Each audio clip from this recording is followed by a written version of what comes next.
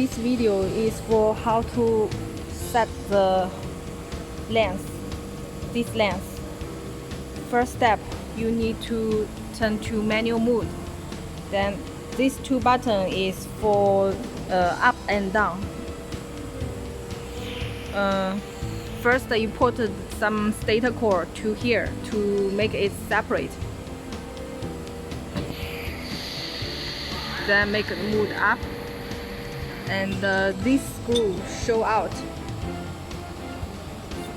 Lose the screw. Then adjust it to ensure it will affect the length.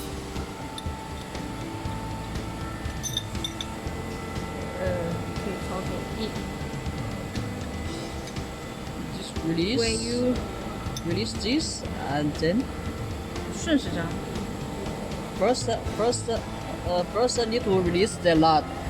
After release the nut, you can use your hand to change the dip of the screw. When change some dip, then you have to fix the nut, and then you have to try again and try again to check the length of this part is okay or not.